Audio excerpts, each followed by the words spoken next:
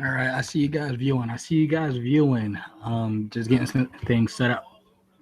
But if you can hear me, say so in the live chat because I see that there's some people watching and you guys haven't announced yourselves yet. So give me a minute. I'm inviting people to the room. I see you guys viewing. Just getting some things.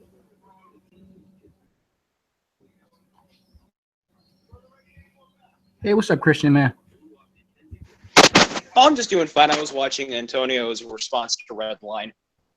You talking about the rap? Yeah, Redline. I mean, Red is Rhetoric. No, I'm talking about the rap he did in response to whatever they were arguing about. No, I'm talking about the second argument that he responded to the response video of Redline, of Red's Rhetoric. Oh, okay. What are they even arguing about? They were fighting, like, a part of it was them were fighting about, you were misrepresenting the context, which Antonio didn't necessarily show because it wasn't really necessary. But he was showing the contradiction of what Redline was saying. Like, it was on hand. I mean, after like the second video, it's really not worth it anymore because even your audience tends to forget what you're arguing about. So it's just irrelevant.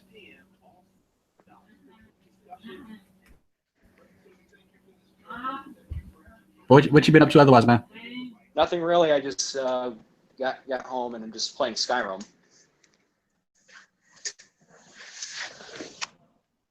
I was watching Iron Man 2. I'm just playing. Iron Man 2. What, dude? Iron Man 2. I've been watching Iron Man 2. Yeah. There's really nobody in here yet. Nobody in live chat or anything. I just wanted to have like a little. It's not even late. It's 10 o'clock. I mean, it's late, but it's not late. I guess I just want to have a late night hangout real quick. What's been going on? The Vigilant Christian, he's having a hangout with Josh Peck. As a matter of fact, Josh Peck was supposed to come to the GDC, but I just been wrapped up in so many stuff. I've forgotten all about that. But they're talking about Genesis 6 and the Nephilim and the angels and stuff like that. And I always tell Mario, like if there's a topic that you want to talk about, like you could always invite me on so I could talk about it from an older perspective because Vigilant Christian only brings on like younger creations. Although Josh Peck, he isn't as vocal on his stance on the age of the earth or creationism or whatever, so you don't really know what he believes specifically unless you ask him. So I did ask him. I friended him on Facebook, and I asked him what his position was, and he's a younger creationist. Oh, okay. I'm an older creationist, so. Yeah, same here. Theistic evolutionist diet. You got to make that discrepancy because you can be a theistic evolutionist, and of course you accept the age of the earth. But if you just say old earth, you got to be more specific than that because like there's so many different flavors of order of creationism. Like there's people who believe in the order who subscribe to like Gerald Schroeder's model, or people who believe in the old earth who believe in the gap theory. So you got to even be like more specific when it comes to that. Like, I guess which flavor are you, vanilla or chocolate? I'm not necessarily a gap theorist, but I do believe in a special creation of Adam and Eve. So would you be more on like the intelligent design side?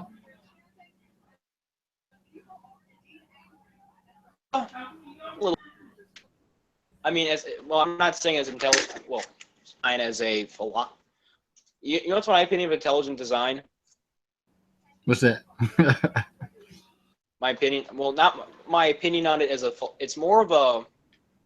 Well, it's kind of like a philosophy for like a naturalistic materialism. Intelligent you know what I'm design? saying, right? Yeah. It's saying that there's a creator for something, but it's not being specific. It's being more theistic and more of a philosophy thing. And then there's naturalistic materialism. I see what you're talking about. Yeah, because Reasons to Believe, I don't know if you heard about their ministry, but he actually says the reason why he isn't an intelligent design advocate is because it's too broad. So like the intelligent design you're arguing for could be a Hindu god, or it could be, you know, some type of like deism. So he wants to be more specific and say, no, I believe in a creator, and this is who he is. Yeah, but at least, but I'll say this: at least with intelligent design, go ahead. I mean, my opinion on intelligent design is it's interesting and it's more of a philosophy. But again, there are many people who hold to materialism. It's also philosophy as well. So You're breaking up. it's whether which was more. You know what I'm saying? You're breaking up. Okay, I'll get on my phone. Am I breaking up? Nope, you're cool now. Okay. But my opinion on intelligent design, it's kind of more of a philosophy and more of like a scientific theory philosophy, in my opinion. It is a very broad thing, and if you were to prove intelligent design, you wouldn't prove the Christian God, but it's something you could start with. You know what I'm saying?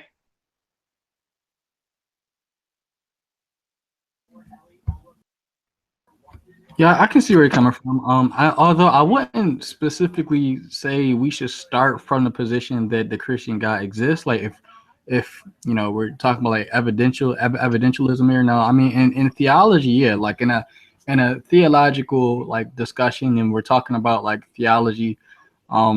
We could always start from a Christian perspective when you're talking about theology, right? Because we're presupposing, of course, that, you know, if our God exists, then this is how the way things are. Like, for example, the Bible says that we shouldn't meditate and get into like spiritism and stuff like that. So yeah, that's true. Like from a theological standpoint, we can argue that when you're getting into spectrums that are a lot more broader, like philosophy or theology, or even if like you're talking about like mathematics, you're not going to do mathematics and presuppose that God exists.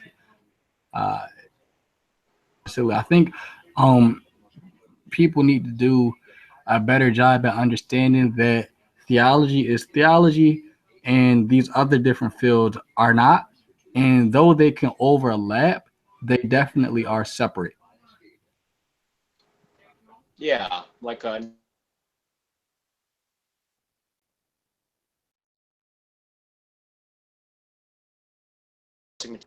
exists. You broke up all through that. I'll get on my phone. It's better there.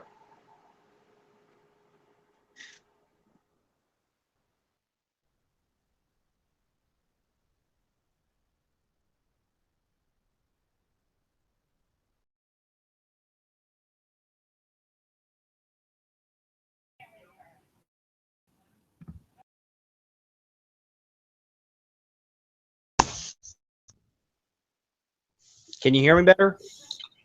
Yep, I hear you better. Well, I'm just saying that just my opinion of intelligent design, it's kind of like with naturalist and materialism, they're both philosophies.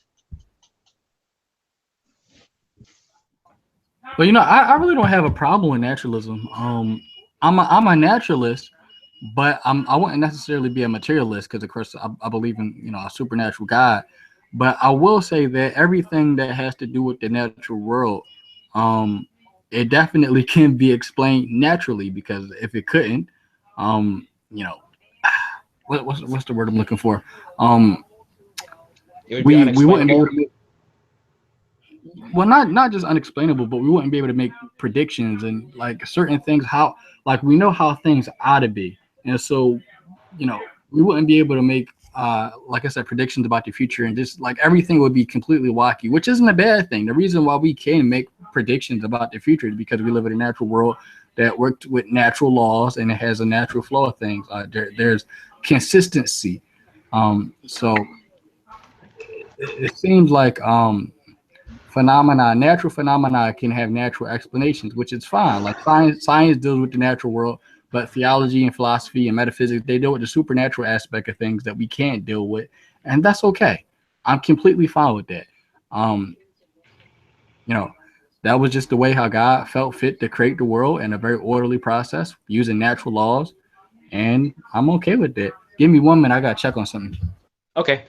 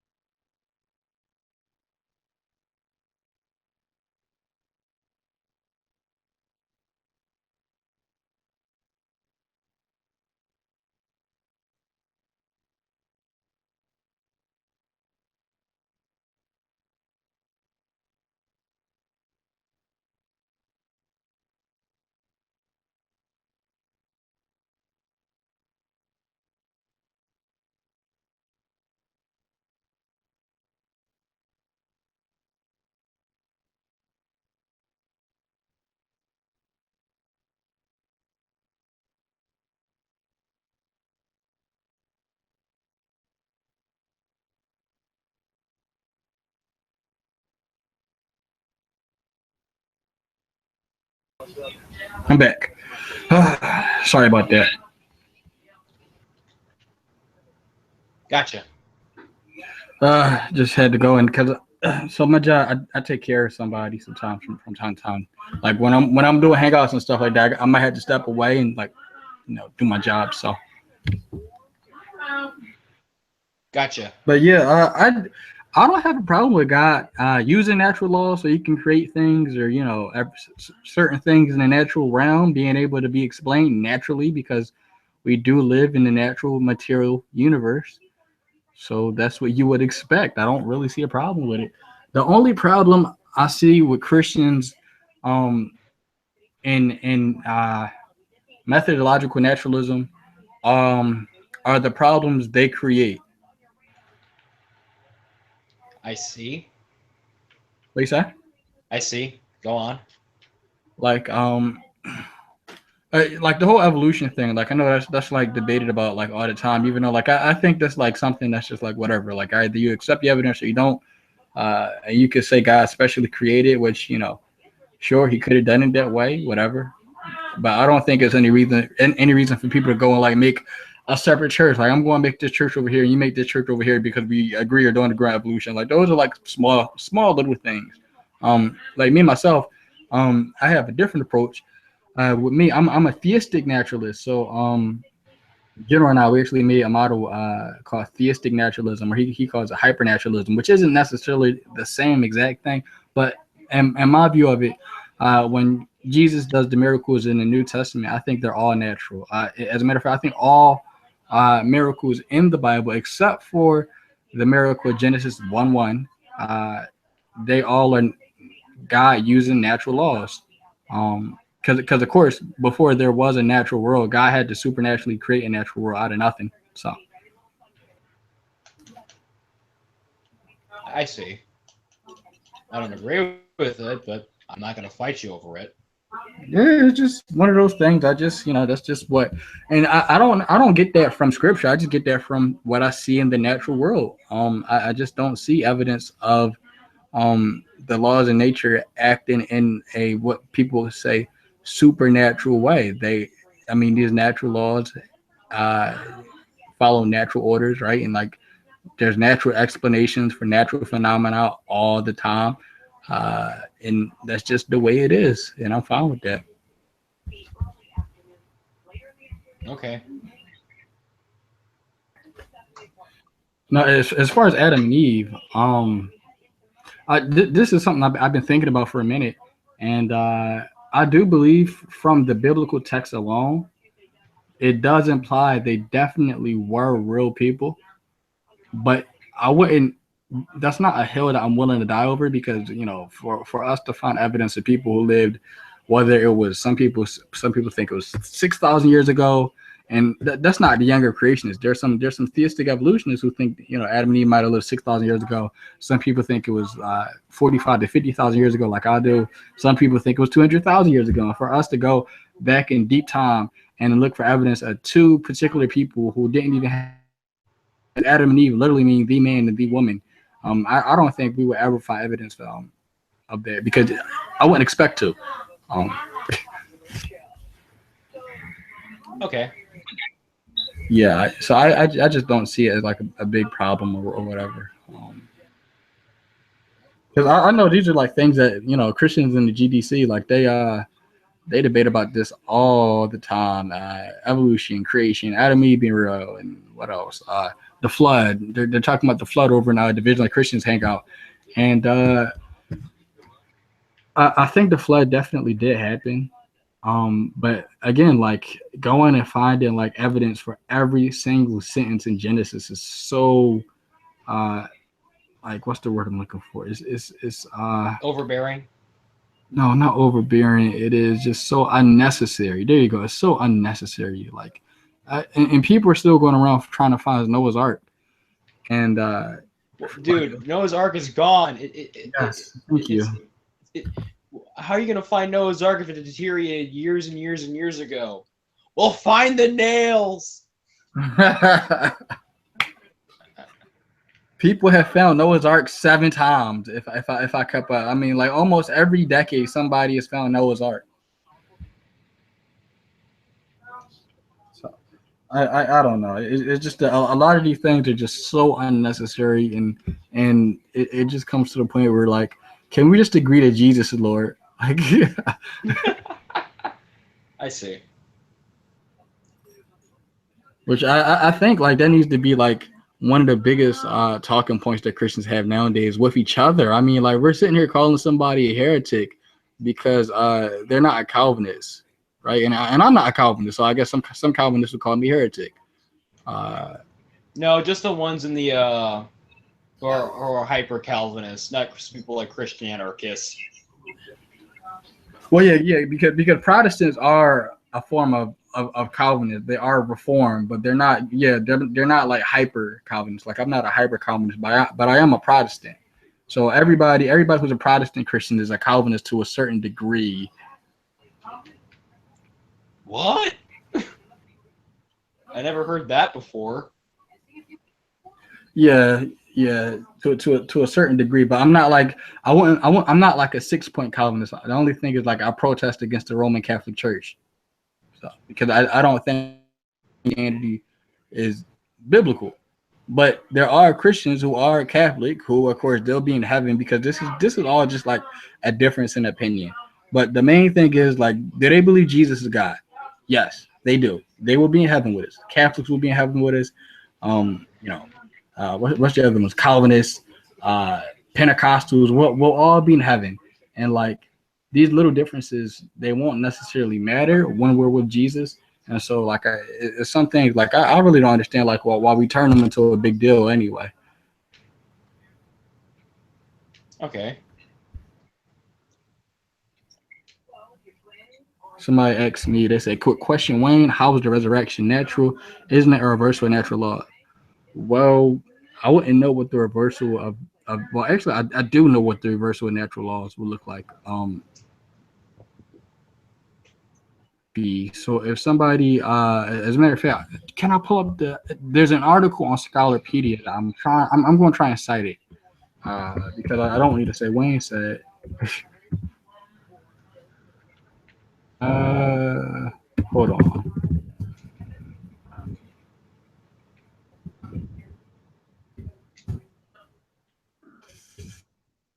If I can't find it, I'm going to try and paraphrase it. Oh,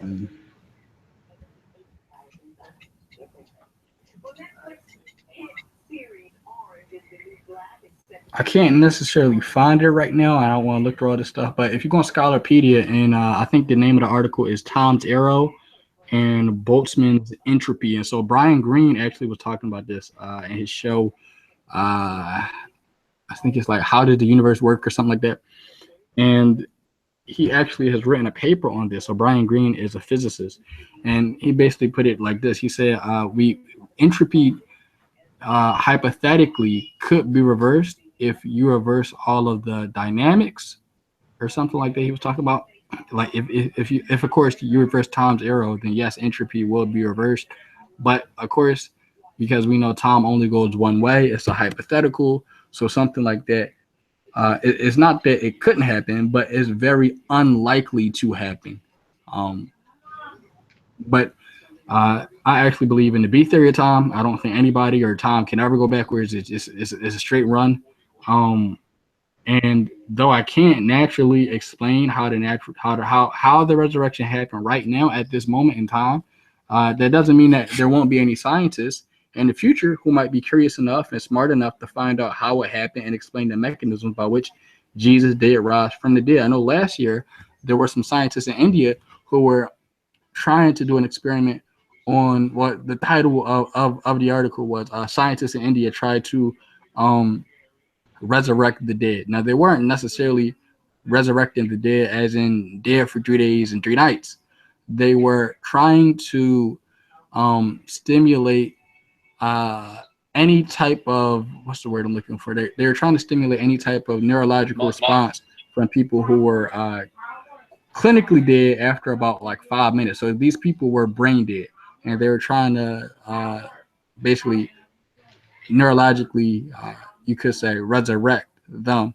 So the title was a bit misleading, but if we are able to do like those type of experiments and we're successful, so the scientists in India, that project actually got shut down. But if we were able to try it and the project wouldn't get shut down and the experiments were successful, we'd be able to go even deeper and do more experiments. And who knows, somewhere down the line, we possibly could explain how it happened. Um, but just because we don't know how it happened, that doesn't mean that it didn't happen. Like, for example, we don't know how life began, but we know life did begin, and we have a good idea of where it started, and we have a good idea of how it happened. It's kind of fuzzy and blurry, but as time goes on, hopefully we'll find more evidence. But we know it did happen beyond a reasonable doubt. So I couldn't tell you how Jesus resurrected from the dead, but just like scientists believe, or we know that life did begin, like 4 billion years ago. I can tell you 2,000 years ago, Jesus did resurrect from the dead. That's all I can pretty much say on that. Answers your question.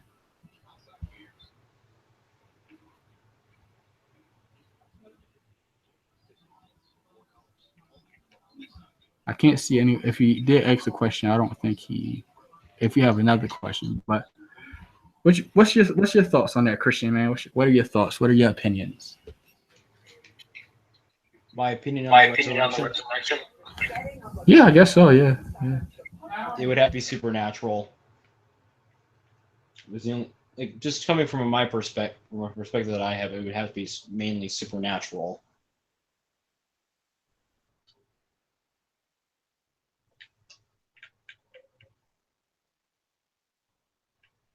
Well, all I can even say is if it is actually supernatural, um, we would never be able to test it, or we would be, we never would be able to recreate the process of how it happened.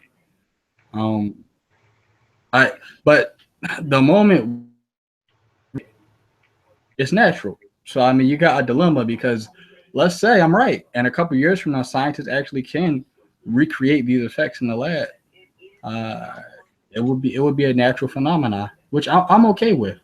So I mean, it could go both ways, because God can do anything He wants, of course. But if you read Jeremiah 33, um, God says that He has made a covenant with the fixed laws of the heavens and the earth, and so He makes it clear that He won't ever break the laws of physics.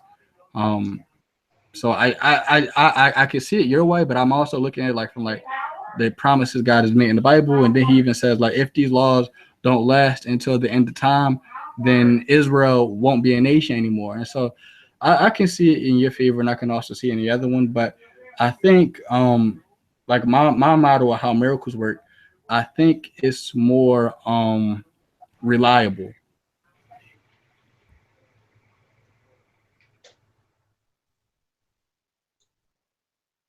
Uh-huh. And nothing wrong with that. People can always have a difference of opinions, but I guess if I guess your model, because so you would have like more like a classical model on miracles, which is pretty like common. But if that's the way how miracles work, it's not really falsifiable. That's what I'm saying. It's not necessary. It's not falsifiable. But I'm looking at it like from a science point of view. So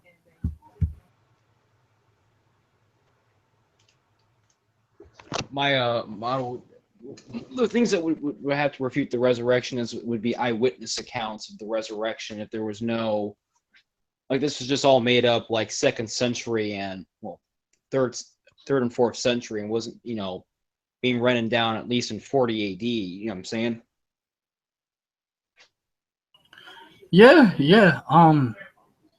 You know what? Like when I look at the resurrection, like when I look at the Gospels, I don't see it being something that was like forged. As a matter of fact, there was a guy named Sir William Ramsay. He was a skeptic, and he didn't believe in the Gospels, of course, at all. Hence why he was a skeptic. And he basically wanted to see if the geography, if the lay of the land in the Gospels were accurate, because if the Gospels really were faked, these people necessarily wouldn't have a lay of land. They wouldn't know about the geography of ancient Israel. And so he goes down there and he just goes to the places where these people say these events happen. And, you know, the places really did exist where they said it was at.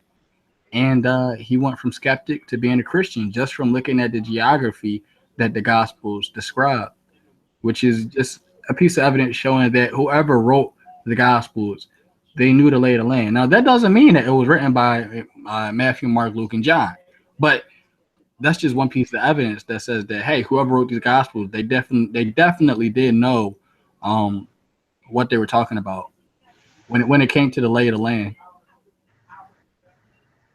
And so, like, if you keep on going down the road of evidences without assuming the conclusion, it seems to me that it is reasonable to believe that the New Testament is reliable.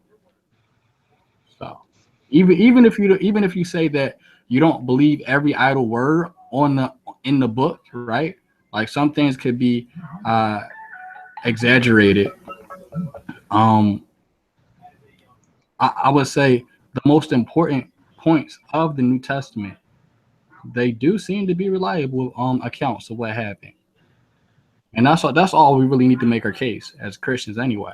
The whole thing doesn't have to be necessarily true, but the things that are, you know, the most important claims, they do check out. I'm hearing you.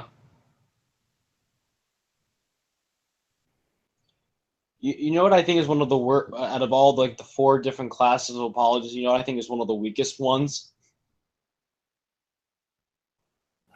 Who's that? Well, it would be the correct question would be, what is it? It's you said I thought you said, do you know who the worst apologist is? Yeah, I said, well, if I did say that, I apologize. I meant it was like one of the weakest apologetical methods. That's what I should have said if I missed. Oh, yeah. What is it? Presuppositionalism. Yes, I think yes. I think it's awful. I think presup is just the most terrible form of apologetics out there, and it's an embarrassment. I'll say this about presuppers. They do make the atheists actually have to think.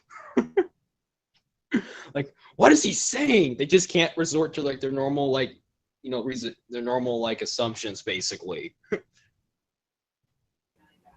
Yeah. It's a really funny form of arguing, presupposing something exists before actually looking at the evidence, and then at the end of the conversation, the presupper will say, "Well, you're not open-minded at all." But then, like, you're not being open-minded because you're presupposing your beliefs. One of the worst arguments I think I've heard for anything is the tag argument, and since God is mean, he doesn't exist. Those are the 2 worst arguments I think I've ever heard. Because God is mean, he does not exist. What? It was actually something that was quoted by Richard Dawkins. I think. I don't know, wait, so if God is wait, does that prove he doesn't exist? It's like this. It was like a kind of like a joke. It was from like Connell from like Lutheran Satire,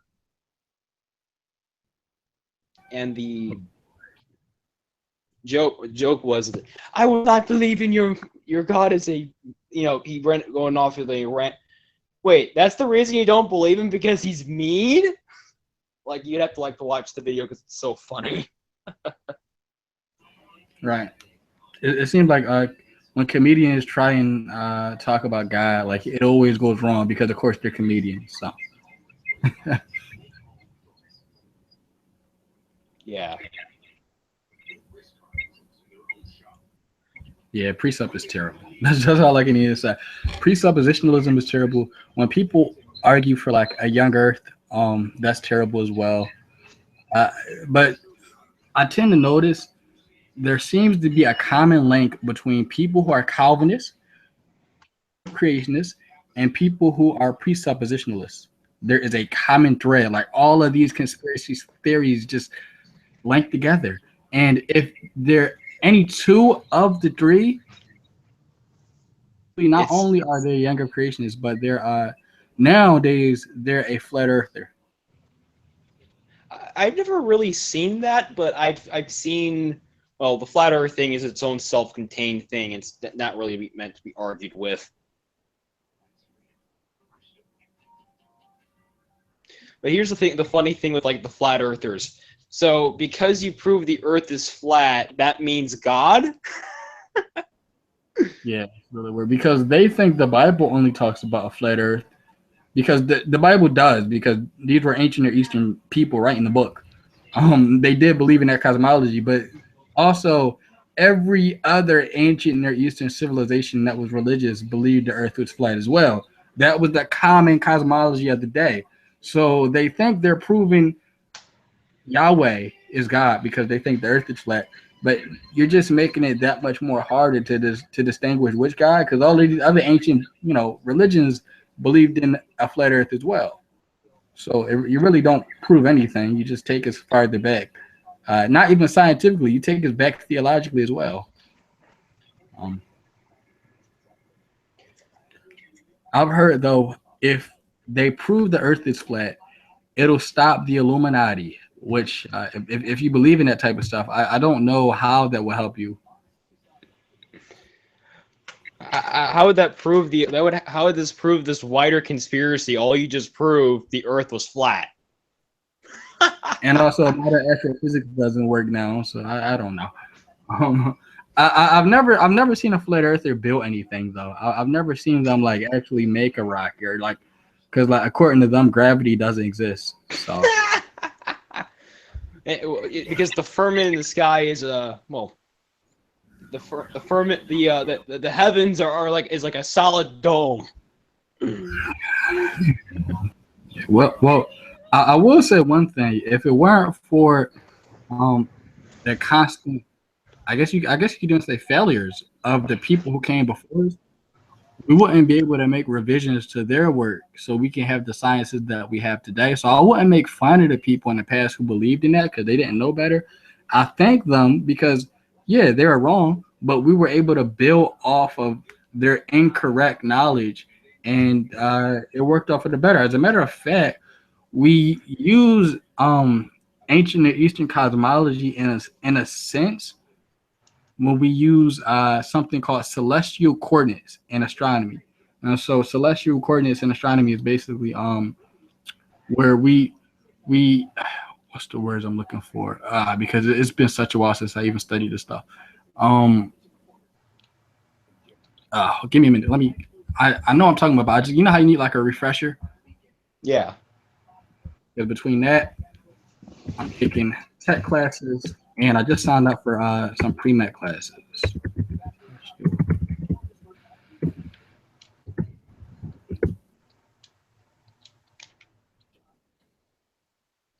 There you go. So it's basically when the Earth is at the center of the celestial sphere, an imaginary surface on which planets, stars, and nebulae seem to be printed on the celestial sphere lines of the right ascension. And let me share my screen so you can know what the heck I'm talking about.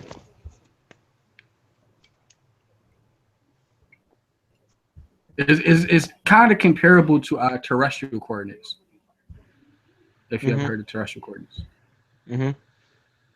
Celestial coordinates right here. So it's basically saying celestial coordinates is basically you're imagining all this is imaginary. This isn't this isn't how things actually are, but it's when you imagine the Earth is at the center of the celestial sphere, an imaginary surface on which the planets, stars, and nebulae seem to be printed. On the celestial sphere, lines of right ascension and declination are similar to longitude and latitude lines on Earth. And let me just go right here to the images so you can guys get a better image. There we go. So when we use celestial coordinates in astronomy, this is basically, in a sense, we use that ancient or Eastern idea of that dome. Somewhat pretty useful to modern cosmology today, even though like they got a lot of things wrong, like this is still useful. That's what I'm saying. And so like I'm kind of shocked when people like Neil deGrasse Tyson who is an astrophysicist, who he does know this. He knows we use these. He knows we use ancient Near Eastern cosmology in a sense when we use celestial coordinates.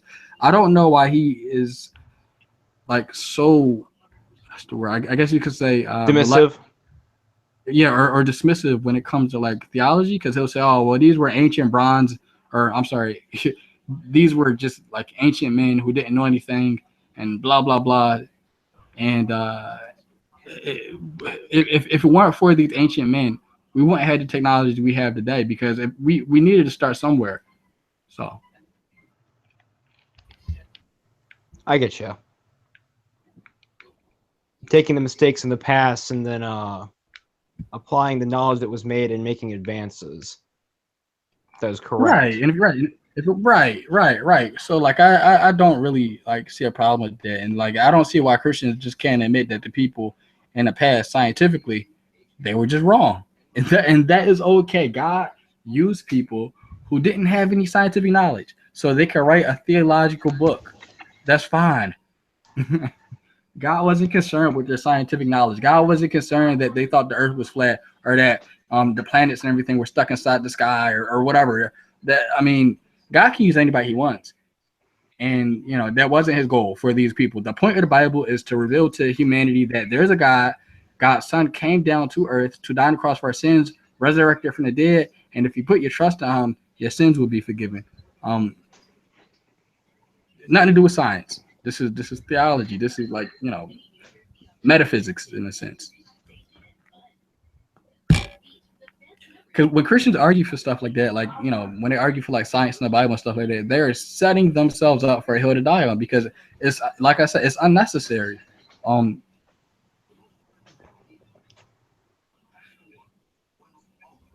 I think it comes also from like this point of like, for the last couple hundred years, the church has been arguing against like modern science, like evolution. And like recently, when Young Earth Creationism came out, the church has been arguing against like the Big Bang and stuff like that. And now you have like people arguing against vaccination. Like if you go to the most fundamentalist church, they are just anti everything. They're anti-government, they're anti-science, they're anti like establishment, they're just anti. And I'm just like, oh my gosh, like, is there anything that is real? Because according to these guys, we are living in like Wonderland.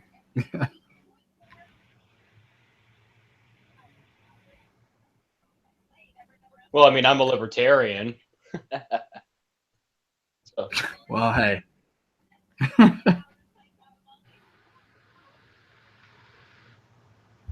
I just think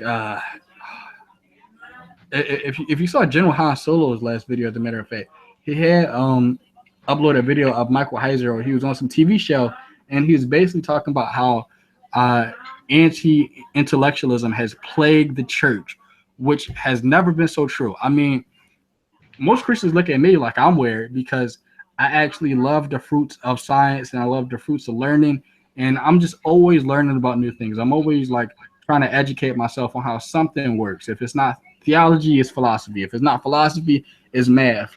As a matter of fact, General Han Solo, he's one of my math tutors. I'm actually learning a pre-calc right now, and I'm going to try and get into planetary motion in a couple of months.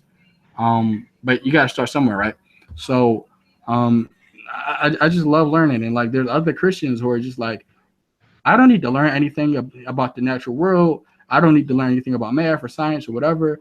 And so the same people who believe God created the natural world for us humans, right? I mean, we do believe that God created the universe for our benefit.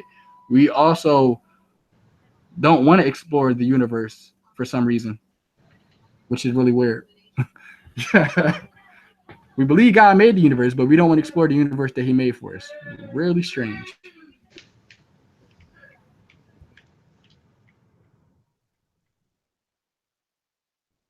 I can see where you're coming from.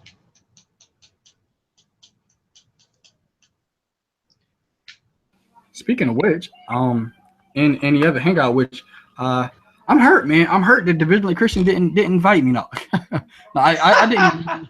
I didn't know he was gonna have a hangout, but I guess I will say like if I happen to hit him up, because we're friends on Facebook, I will say like if he does like want to have any of these talks in the future, he's got to hook her brother up, man. Like he's got to like tell me, man.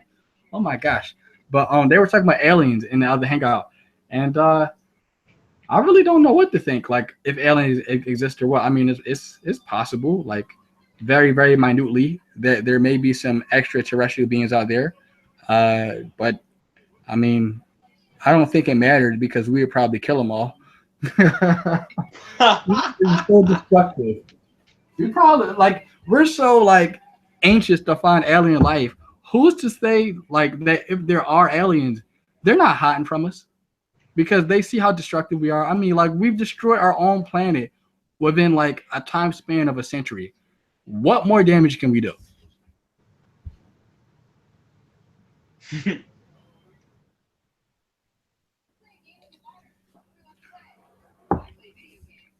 Oh yeah, and also, and about another century, like if we don't get climate change under control, the Earth is going to be barely livable. I'm not going to say it won't be livable. Sure, there's still going to be people, but billions of people will be dead.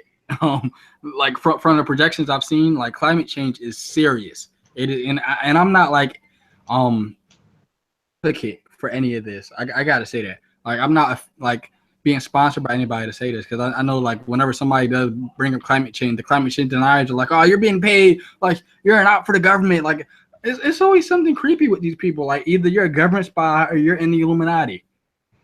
Which believe me, somebody who is poor and black, rich white people don't want me in their circle.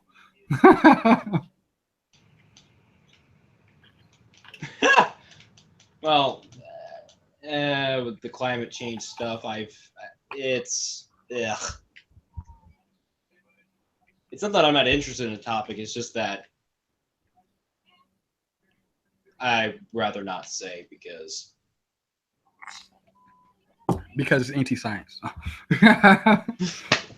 No, it's just I'm more skeptical towards the people who are so fanatical. Like, it's gonna be the end of the world. Well, you know what? I wasn't that like I wasn't such an advocate of it until I read Hugh Ross's book, Improbable Planet. Hugh Ross is a Christian. You've heard of Hugh Ross before, right? We talked to him before twice. Well, I talked to him twice. Like a year ago with Steve McRae and like the rest of the guys. He's a Christian astrophysicist. I know you heard about him before. He debated Kent Hovind like in '95. That was like Kent's most famous debate. Yeah, Hugh Ross. He's still living. Besides him debating 3 other like evolutionists, like his other famous debate. Yeah. I know. Victor Stein. He debated that guy. I remember that debate. And like he debated like 2 other atheists. But yeah, his book Improbable Planet. If you don't want to read the book, he has like not sermons, but he has talks about his books on YouTube, which are about like maybe like 30 minutes to an hour long, and like he goes into great detail about like how like the climate changing will affect certain things, and like just like that book is more about Earth. Sorry, I just drank a soda. It's more about Earth science. There you go. So I would just recommend maybe looking into his stuff, Hugh Ross's stuff. And he doesn't even like accept evolution or anything like that, because I know a lot of people like they think all of these things are related. Like they think climate change, evolution, and the Big Bang are all connected when they're not. Well, I know they're not, but what I'm just saying is just I'm not saying that Hugh Ross isn't a scientist, but I wouldn't necessarily take him extremely on the high. I know he's an astronomer. Isn't he like an astronomer? Right. But is he a meteor? But this is the thing: when you take someone who's out of their field into the subject of ecology, meteorology, and stuff like that, it's Well, I'll tell you what. Anybody in secular academia, in the field, you would. Oh my gosh! For you to find somebody who says that climate change doesn't exist, no. Well, yeah, like I'm not saying that. That's not what I'm saying. I'm not saying climate change doesn't exist, because that's quite through the millions of years the planet has existed, there have always been examples of climate change. Mm-hmm. So I'm not denying climate change. Is that I'm kind of skeptical towards the one of the models of what people are saying about it. I'm like, eh.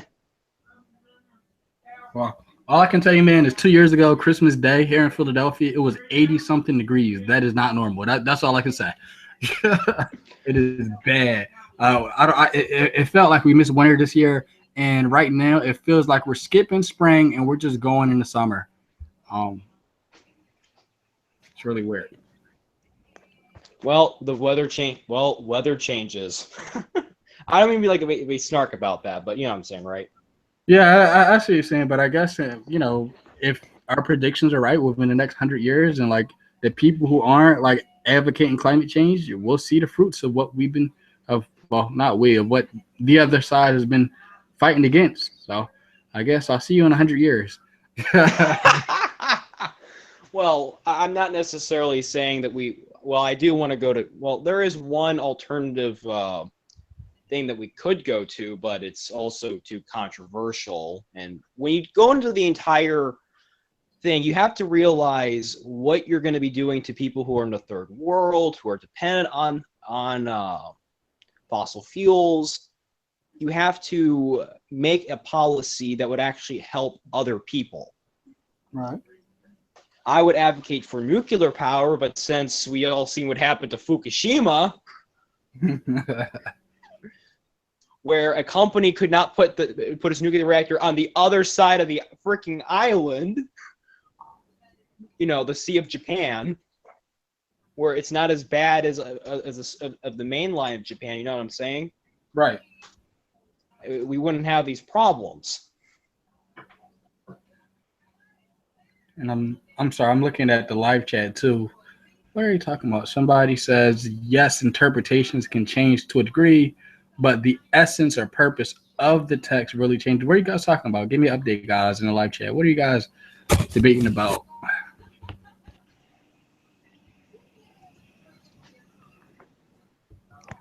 Just waiting. But yeah, but between that and you know what? Bill Nye got in some hot water this week because I think he came out and he said something about like genders. He said like there's more than one gender. I saw some memes about it.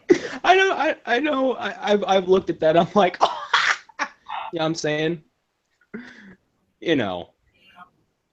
I think gender is pretty like is binary. Like, are there 58 genders? I mean, I'm not an expert in it. I mean, it possibly could be, but from what I know, just from me talking, I think gender is pretty binary. Now there could be some cases where people are born with both male and female parts, but those aren't naturally in the norm. I don't want to be like sound like a jerk when I say that, but you know what I'm saying, right? Right, I get what you're saying. That would be like an abnormality, which is not naturally normal in most cases. And we're talking about in humans, not like in clownfish or in reptiles or in the platypus where it can lay an egg.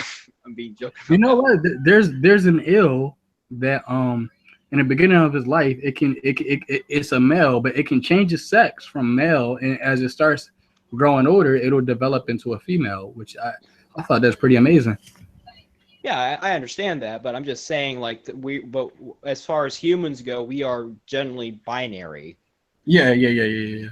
So But in the animal kingdom, there are other examples of non-mammals in the animal kingdom that can change their gender, like reptiles, for example. Yeah, it's pretty amazing, right? That's pretty. Oh my god! Like for God to think about something like that, it's like wow, like this. That's awesome. Like, but yeah, just I don't know. Like I think you can't on that. I mean, I'm just saying. That's more of like politics than science talking.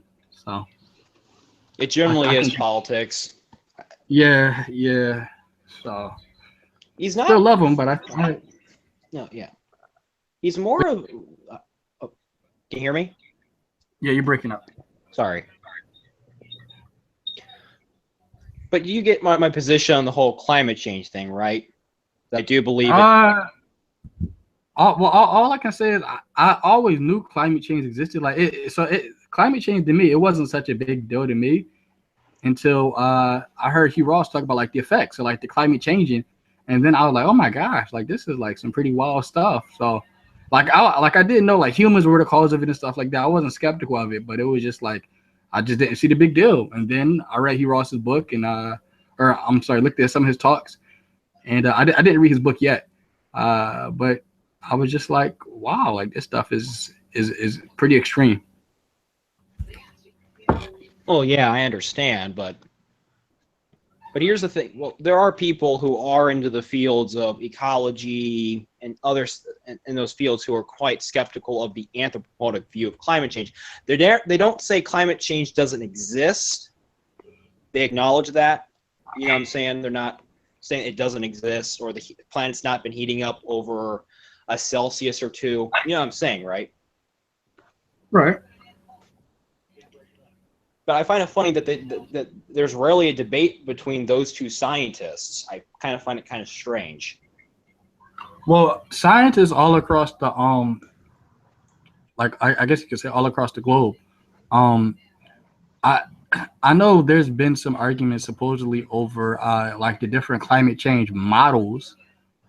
Um, because I know like certain predictions aren't the same. So some climate change scientists will say, oh well, in 20 years, this might be the degrees, or in 30 years, this is what the degrees will be, or whatever. But you don't necessarily see that as a big problem because we can basically use abduction where every like 5 years we can see which model got it the most correct, and as the time keeps on going on, we then can determine which model we should pick. So yeah, it's a problem, but it's not that big of a problem because we still can make reliable predictions off different models. So uh like there you go, it's like science fixes it again.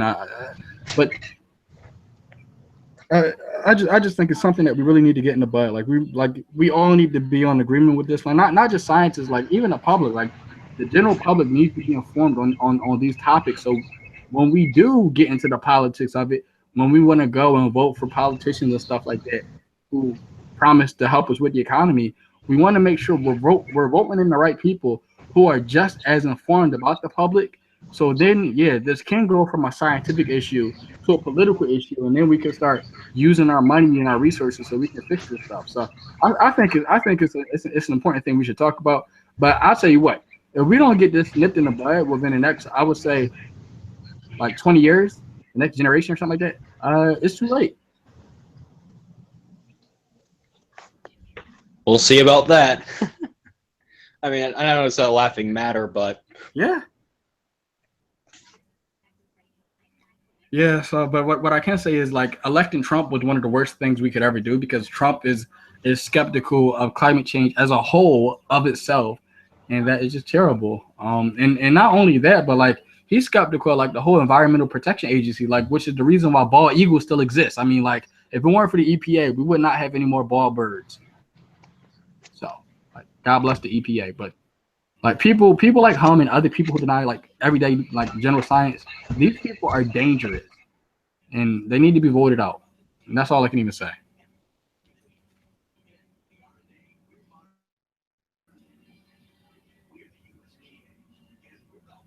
It's kind of comparable to like the people who are given like alternative cures for cancer. So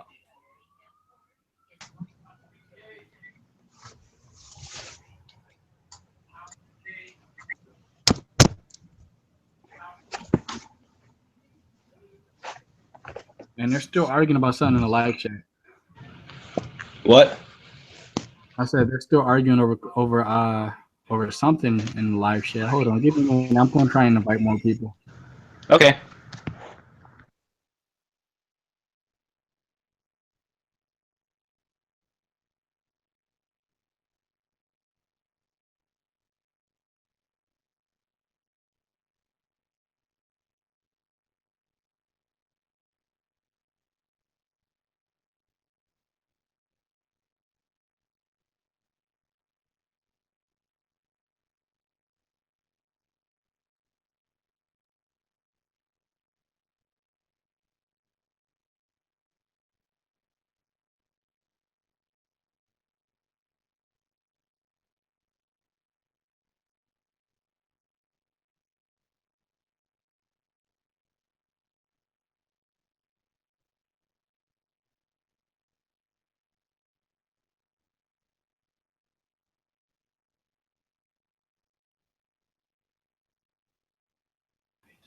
All right, just invited some other people. I'm gonna see if they show up.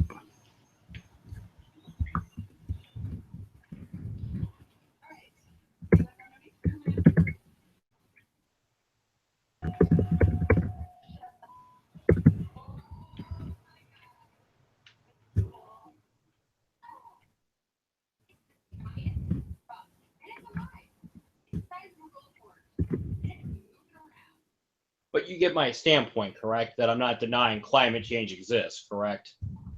Yeah, I get your standpoint. Yeah, I get it.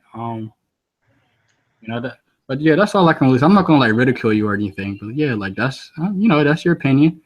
And like all I can even really say is like, um, I mean, there's like a few. I mean, are you willing for your opinion to be changed, or are you just like are you stuck on that opinion for now? I'm willing it to be changed if there's evidence for it. Yeah, I guess the best thing, he Ross's book is pretty good. BioLagos, I think BioLagos has some climate change things. Even if you go to their website. But I mean, if you go and like you do like some like advent research into it, make up your mind and just see what happens. That's all I can even say. Okay. Because who knows? I'm just saying this is a hypothetical. Maybe it is, but maybe it's not. Maybe that I'm wrong, that you're wrong, and I found more data for you to look at. And there you go. Yeah. So.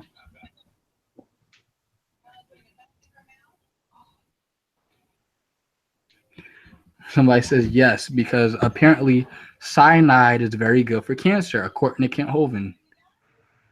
Yeah, Kent Hovind is a character. Literally, from what I heard, like the person we see in front of the camera is not Kent Hovind. Like that's like an actor, or that's like a character that he's been able to portray over the years, which is very believable. Most con artists are very charming and witty when they know they're being recorded. Interesting. Like Bernie Madoff. Have you ever heard of the Babylon Bee? Oh yeah, the satire website. That satire website's awesome, man. They were making fun of like Benny Hinn. Oh yeah, he just got raided by the IRS, right? And I learned that from the Babylon Bee. Wow. That's pretty bad. Benny Hinn is a piece of work. Oh my gosh! When I you probably watched the original Trey Smith videos, correct? I know he is. Never watched his stuff really. Like his original videos were on his original book, which is now like really expensive because it's kind of rare to find. He doesn't really print it anymore because he's not really proud of it. He said it himself. What was his original book? His original book was One Dirty TV Pastor and the Man Who Robbed Him. I Was That Man. Oh, okay. Yeah, this is it's a very interesting story. Where he goes, he was actually one from his story in which I can't really. He does show proof that he was the original man who did rob the safe of Mike Murdoch, actually. And he was a friend of his son for years, so thought you might find that interesting. Yeah, I know Trey Smith for a lot of like his creationism claims and stuff like that. So, but I'm actually about to like log off for the night. I just wanted to have like a quick little hangout, but it was good talking to you, man. Let's have more of these. Yeah, I'll be willing to. I'll be finding some more stuff. All right, gotcha. Hopefully it'll be more people the next time I do one of these. I know it's like late on Saturday night and people are probably out doing stuff. So, but we'll talk, man.